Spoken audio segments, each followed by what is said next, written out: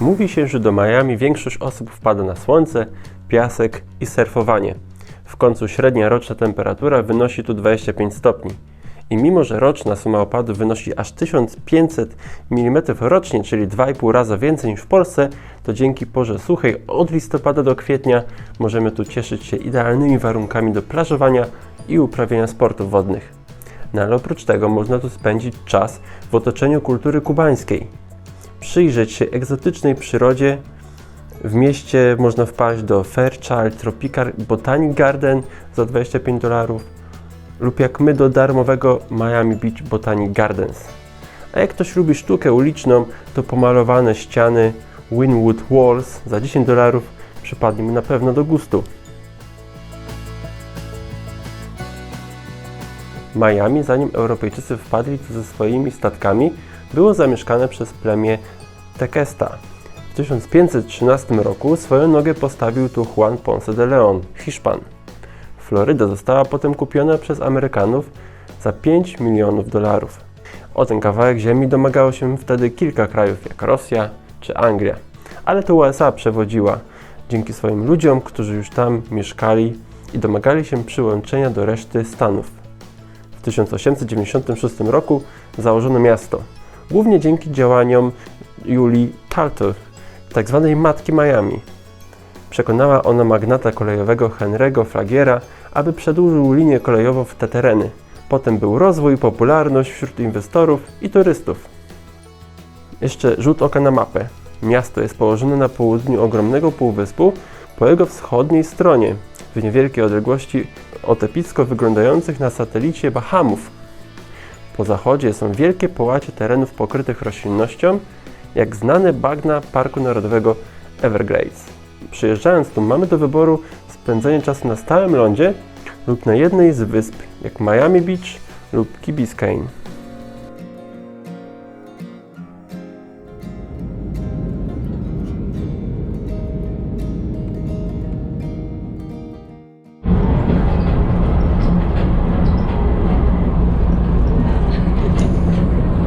Takim wygodnym pociągiem można dostać się z lotniska na początek lotniska, a potem już tylko autobus i jesteśmy w mieście. Jesteśmy po kolacji, 10 w nocy. Próbujemy przejść przez kanał, a tu nie pozwalają, most się podnosi. Coś czuję, że to jest dla tych jachtów.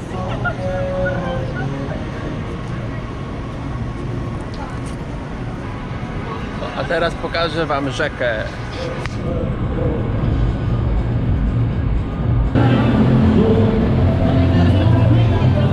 Dotarliśmy do Little Havana, Mała Hawana, która powstała 5 lat temu, jak tylko Kubańczycy uciekali od reżimu, który tam zaczął panować.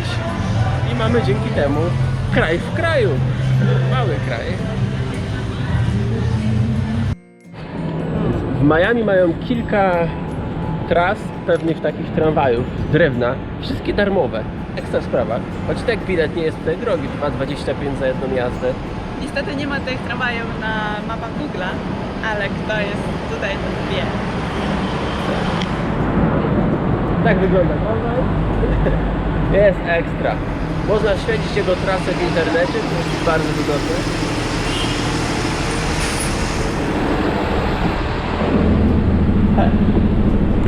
Buenas tardes.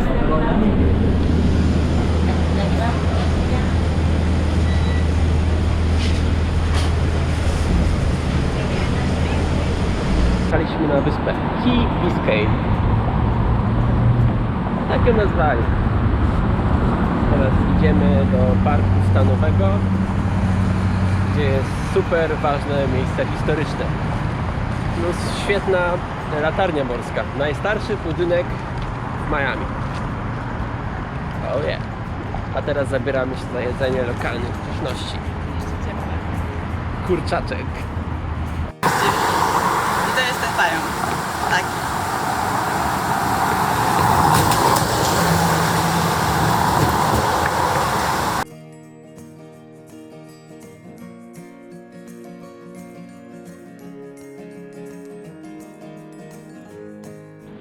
Dobra, jesteśmy nadal na wyspie Key Bisques, powiedzmy. Nie wiem, jak to się wymawia. Jak przed chwilą minęliśmy tego fajnego pająka, który na szczęście na nas nie skoczył, weszliśmy do parku stanowego Bill Bugs Cape Florida State Park. Prawdziwa dżungla pod słońcem. Dokładnie. Wejście ponoć kosztuje 5 dolców, ale jak sobie idziesz, to chyba nie musisz płacić. Zobaczymy. Na pewno samochodem wtedy trzeba przejechać przez bramki, ale pieszo możliwe, że nie. Tak, to jest to obszar chroniony, który został utworzony przez Billa Bugsa. Tu niespodzianka. On był takim działaczem, przyrodnikiem, który był jednocześnie redaktorem naczelnym pewnej gazety w Miami i na jego cześć stworzyli ten park. Nazwali ten park.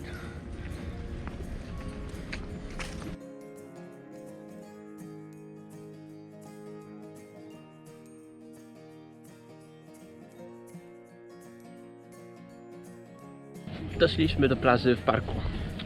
Jest ekstra. Piasek, mnóstwo leżaków, parasole, to się przyda, bo czapki nie mam. Nie mamy nawet kremu, bo ma być burza o 5:04. Po co komu? A dopiero jest 10. No dobra, może 11. Mamy fajny piasek, fajną wodę. A tam na południowym koniuszku jest latarnia. Najstarszy budynek w Miami. Wybudowany w 1825 roku albo w 1815 roku. Prowadził marynarzy na ląd, tak żeby nie wpadli na rafę. 1825 rok. Żona wie lepiej. Prawie 200 lat temu.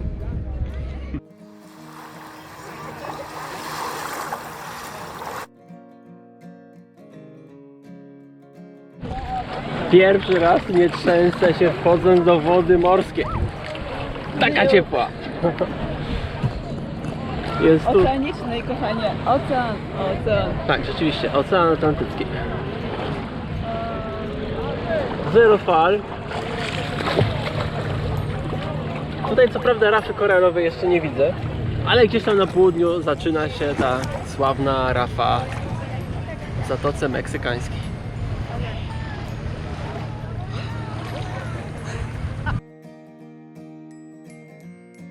Początkowo latarnia miała wysokość 20 metrów, ale po przebudowie w 1855 roku została podwyższona do obecnej wysokości 29 metrów.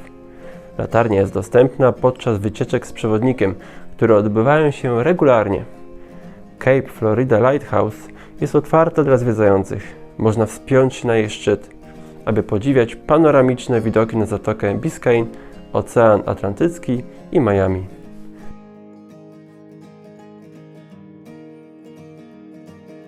Właśnie to światło miało informować żeglarzy 200 lat temu i później o tym, że płyną blisko lądu. O tym, że może być rafa. No teraz już nie świeci. Około kilometra stąd, z kilometra do brzegu są inne, bardziej nowoczesne latarnie.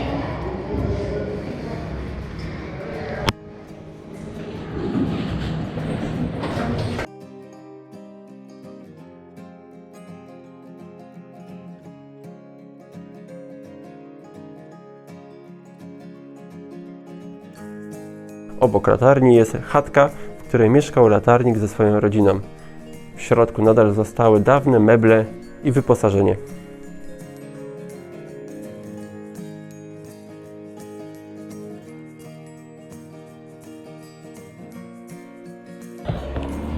Mamy deszczyk tego samego dnia, kiedy rano się spalaliśmy od słońca. Pogoda rozpieszcza. Nie no, taki deszczyk jest super przyjemny. 30 stopni. Nie parzy, tak to my jesteśmy tyle. Tak. Lepiej się smarować kremem.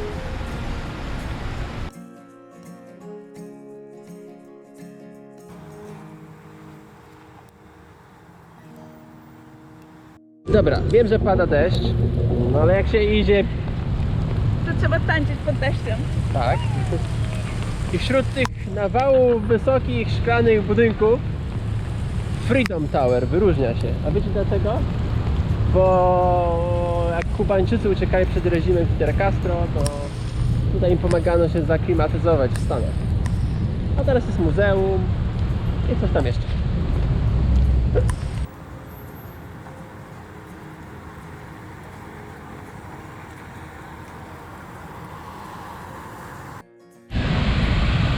Gdy za bardzo pada, ręczniki są ekstra przydatne. A pada bardzo.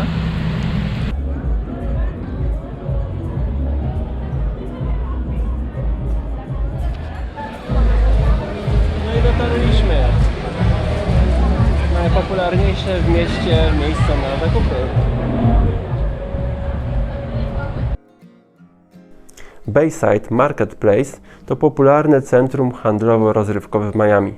Położone nad Zatoką Biscayne w samym sercu downtown Miami, jest to jedno z najbardziej znanych miejsc turystycznych w mieście, oferujące zarówno zakupy, jak i rozrywkę w wyjątkowej scenerii nad wodą. Mamy tu szeroki wybór sklepów, od międzynarodowych marek po lokalne butiki, a także różnorodne restauracje serwujące kuchnię z całego świata. Można tu spróbować świeżych owoców morza, burgerów czy dań kuchni latynoskiej. Zadziwiająca atmosfera dała nam kontakt z kulturą Kubańczyków już po raz drugi w Miami. Flaga Kuby wisząca w porcie mówi sama za siebie, kto tu tworzy kulturalne zaplecze. Ludzie tańczący sobie dla przyjemności, nie dla grosików, byli fantastyczni. Ich luz i sympatyczne podejście nie pozostawiło nam wiele do wyboru i też zatańczyliśmy.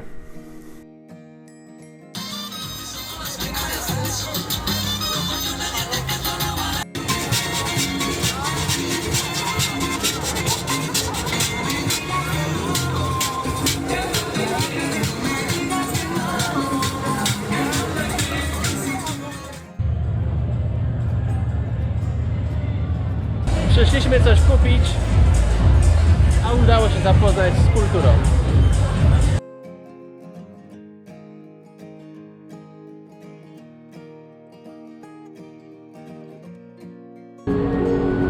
The Metro Movement is running service to the Brooklyn extension at this time. Common Loop is not in service. Działa codziennie od 5 rano do północy, a pociągi kursują co około 3 minuty, w zależności od pory dnia.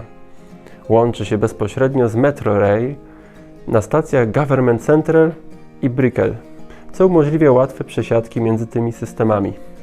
Loop został uruchomiony w 1986 roku i od tego czasu stał się integralną częścią transportu publicznego w Miami, oferując wygodny i ekologiczny sposób poruszania się po centrum miasta.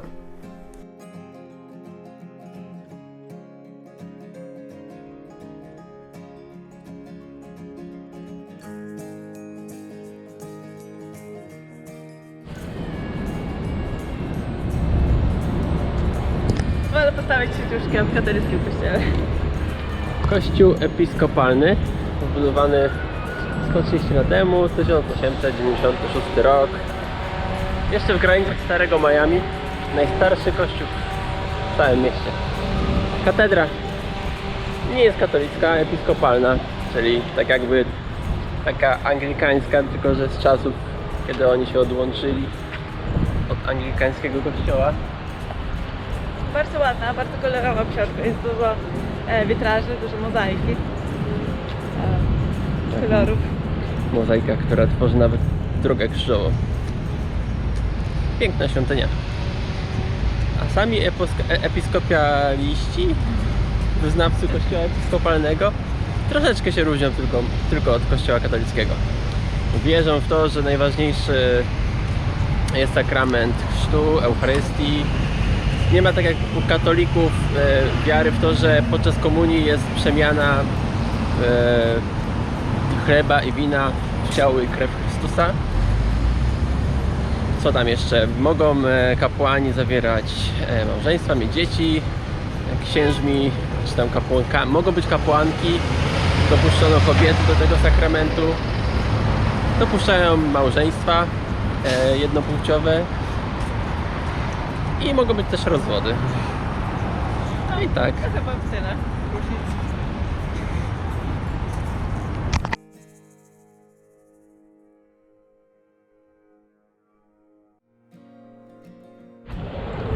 Weszliśmy na Miami Beach, przechodząc przez most Collinsa.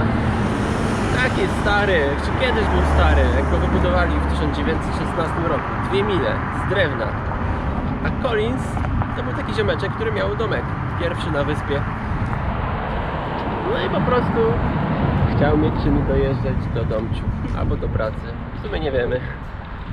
Potem dopiero go przerobili na taką wersję betonową. Tak, i teraz jest wyposażony. Nie, chciałem coś powiedzieć. No tak, ale spacer do Miami Beach był ciekawy. Wille, jakieś tam roślinki, widok na miasto. A na tej małej ostatniej wysepce przed Miami Beach masę jaszczurek. Normalnie takie półmetrowe giganty.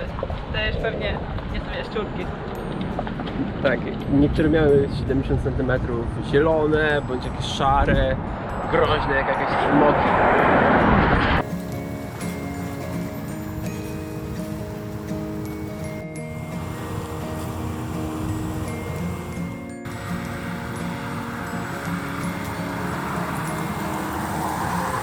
Dzień trzeci. Zdobywamy jedzenie. Środki bezpieczeństwa i jedziemy.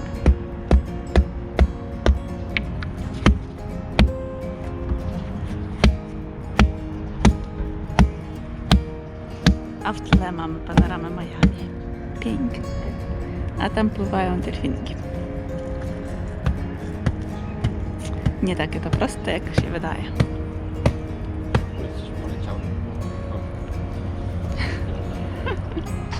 Kokos. Ekstra śmierdzi, dlatego nikt go nie chciał wziąć z plaży. Proste. Nie zbierajcie kokosów z plaży. Skwaszone mleko. Ochyda. South Beach to bez wątpienia esencja całego Miami. Publiczna, darmowa i otwarta dla każdego. Łatwo dostępna. Nie przyjeżdżając tu autem, tylko komunikacją zaoszczędzisz kilkanaście dolarów na parkingu. Spacerujemy sobie mariną. To jest przykład tego, jak nie budować latarni.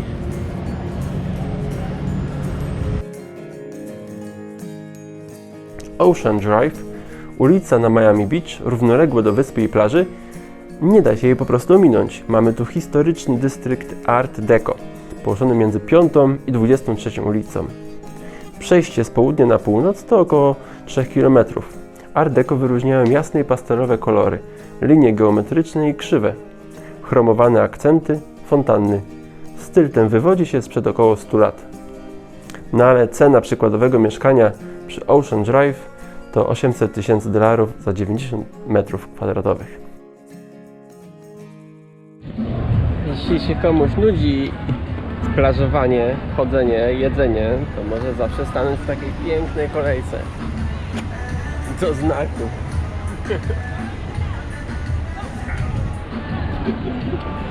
Szaleństwo. Tak. Słoneczne Miami i idziemy na plażę kąpać się. To z tego, że leje deszcz. Przynajmniej jest mało osób. Zatłoczona plaża jak we Władysławowie na Migrosie. Jakie fajne to wydać.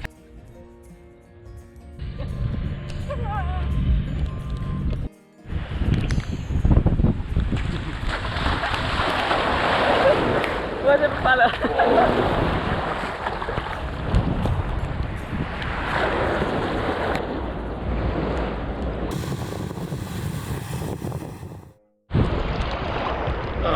Jak pada deszcz, no może na zewnątrz jest trochę chłodno, ale w wodzie jest super. Idę do ciebie.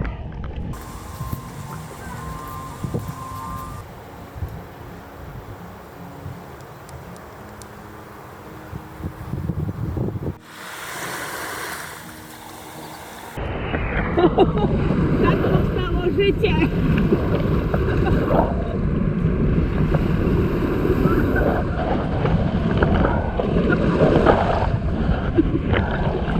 I oto, że się z morza wyszło na ląd.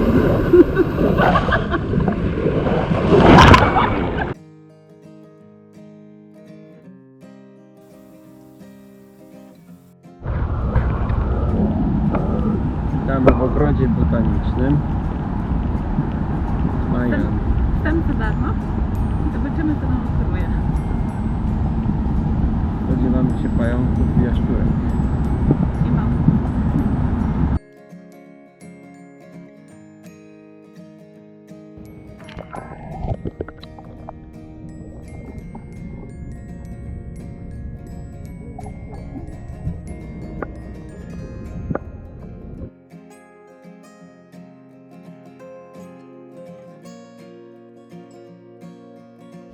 Spacerujemy po ogrodzie botanicznym. Jest ekstra ciepło.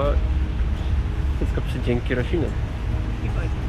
Są żółwie, motylki, pajączki, jeszcze jaszczurki, wielkie ryby. Jest pięknie, naprawdę warto tutaj przyjść, chociaż na godzinkę, na pół godzinki, na godzinę. No, wielbiciele miodu mogą kupić prawdziwy plaster miodu.